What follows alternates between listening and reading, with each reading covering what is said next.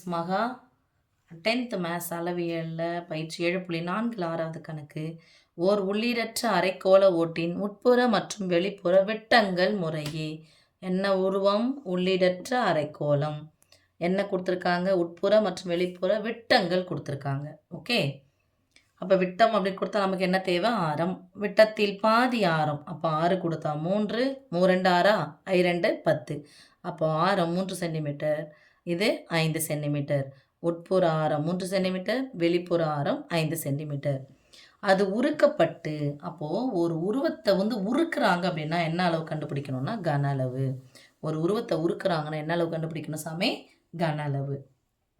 அதை உருக்கி என்னவா மாத்துறாங்கன்னா 14 சென்டிமீட்டர் விட்டமுள்ள ஒரு திண்ம உருளையாக்கப்பட்டால், அப்போ உள்ளிடற்ற அரைக்கோளமானது உருளையாக மாறுகிறது.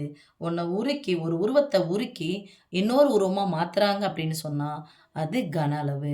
அப்போ அந்த உருவத்தினுடைய கன அளவும் உள்ளிடற்ற அரைக்கோளம் எந்த உருவத்தை உருக்குறாங்களோ அதனுடைய கன அளவும், எந்த உருவமாக மாத்துறாங்களோ அதனுடைய கன அளவும் எப்படி இருக்கும்? சமமாக இருக்கும்.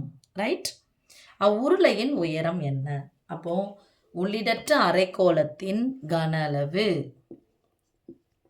உள்ளிடற்ற அரைக்கோளத்தின் கன அளவு ஈக்குவல் டு உருளையின் கன அளவு. உள்ளிடற்ற அரைக்கோளத்தின் கன அளவு, அரைக்கோளம் முழுக்கோளம்னா 4/3, அரைக்கோளம்னா 2/3 பை இன்ட்டு கன அளவுன்னு வந்தாவே அலகு 3 வரணும். இதில் உள்ளிடற்றன்னா வெளியாரம் இருக்கும், உள்ளாரம் இருக்கும்.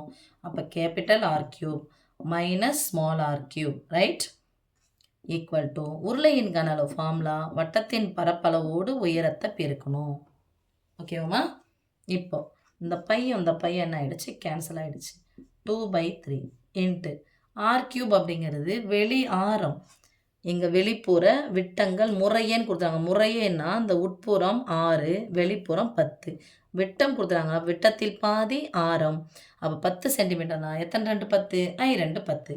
அப்போ 5³ மைனஸ் எத்தனை 2 6? 3 2 6 3³ ஈக்குவல் டு R². யார்? உருளையினுடைய ஆரம். உருளையாக்கப்பட்டால் விட்டமுள்ள, அப்போ விட்டம் கொடுத்துருக்காங்க. விட்டத்தில் பாதி ஆரம். 14 பாதி 7.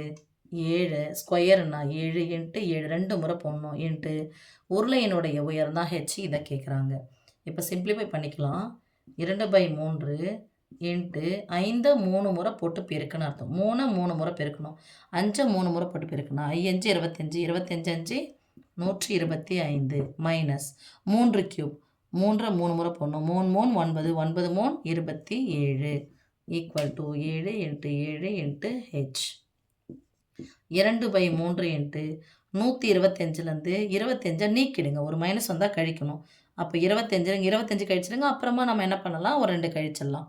ஓகே, அப்போது 125லேருந்து 25 கழிச்சா வெறும் 100 இருக்குது. 100லேருந்து ஒரு 2 கழிச்சா எவ்வளோ வந்துடும்? 98.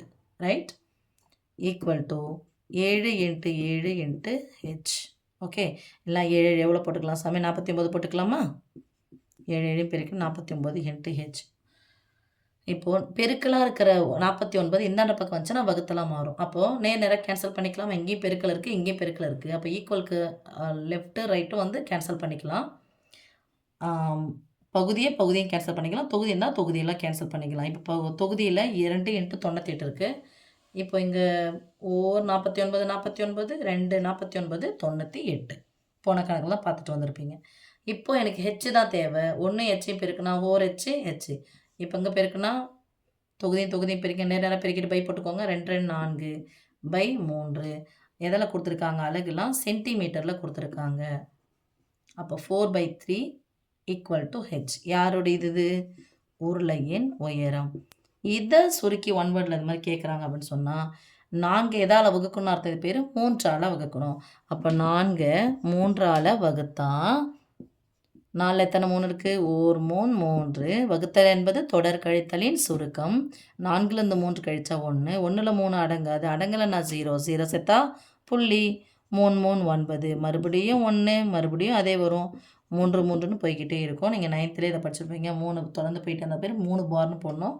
ஸோ ஆன்சர் என்ன பண்ணலாம் 1.33 போட்டுட்டு இல்லைனா 3 பார்னு போடுங்க. இல்லை அப்படின்னா பார்லாம் போட மாட்டோம் மிஸ் அப்படின்னு சொன்னால் 1.33 2 ஸ்தானத்தோடு நின்றுக்கோங்க.